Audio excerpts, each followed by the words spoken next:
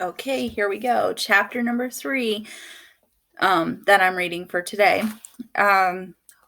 This will be the last chapter I read today. So enjoy. Chapter 10 Halloween. Malfoy couldn't believe his eyes when he saw that Harry and Ron were still at Hogwarts the next day, looking tired but perfectly cheerful.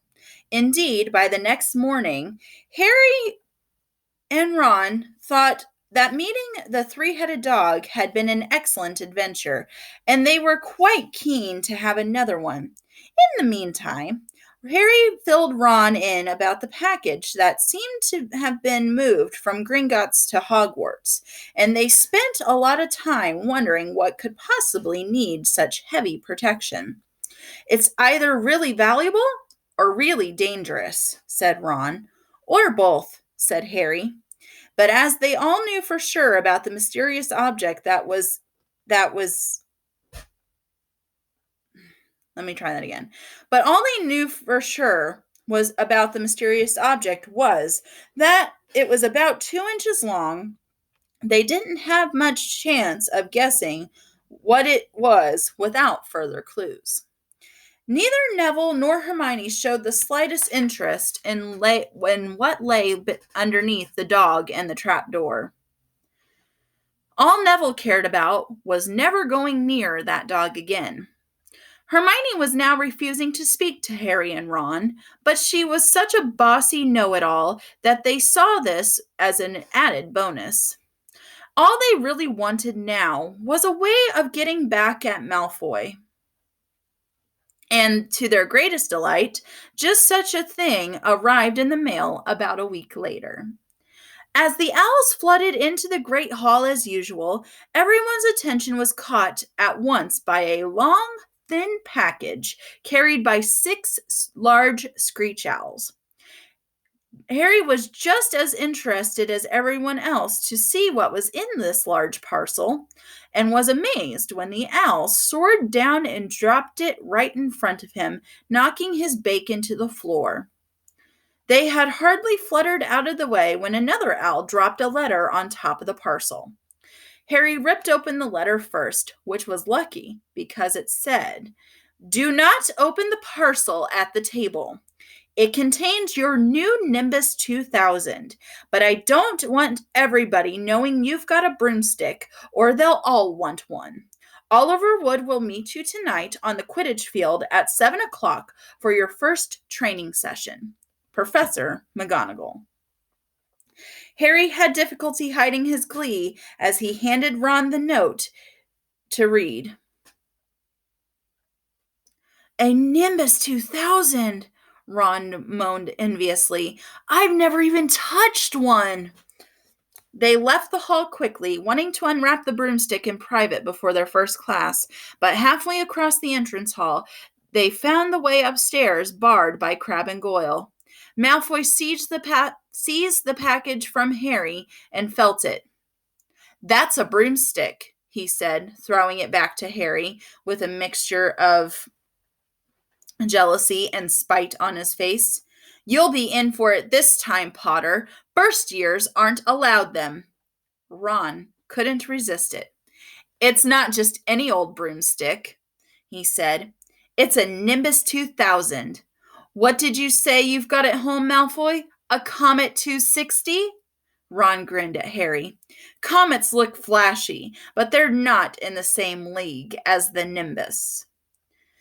"What would you know about it, Weasley? You couldn't afford half the handle," Malfoy snapped back. "I suppose you and your brothers have to save up twig by twig." Before Ron could answer, Professor Flitwick appeared at Malfoy's elbow. "Not arguing, I hope, boys," he squeaked. "Potter's been sent a broomstick, Professor," said Malfoy quickly.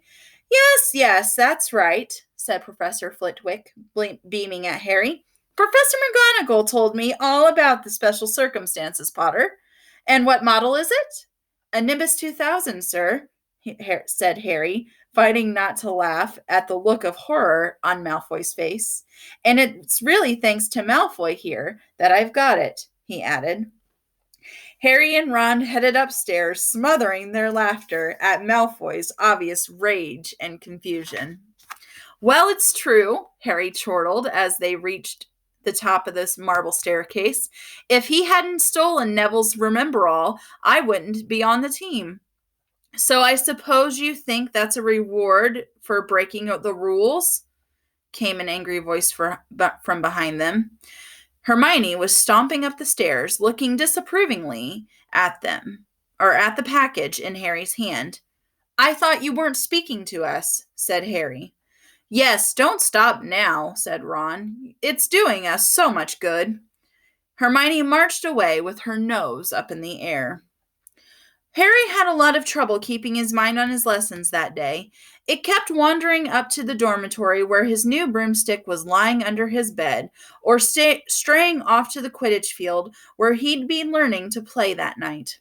He bolted his dinner that evening without noticing what he was eating, and then rushed upstairs with Ron to unwrap the Nimbus 2000 at last. Wow, Ron sighed as the broomstick rolled onto Harry's bed.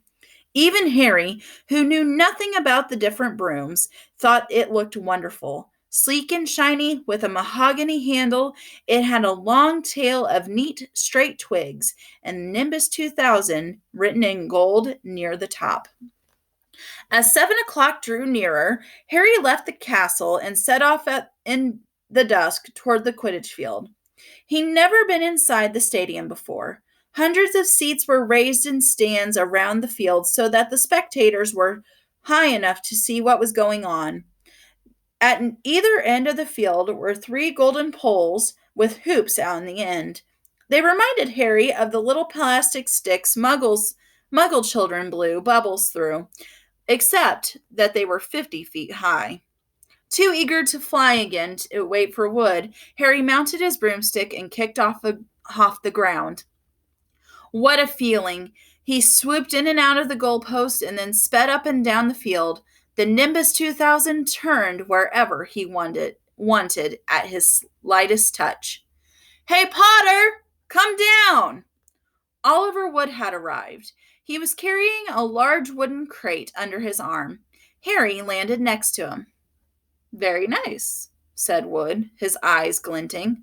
I see what McGonagall meant. You really are a natural. I'm just going to teach you the rules this evening. Then you'll be joining the team practice three times a week. He opened the crate. Inside were 4 different sized balls. Right, said Wood.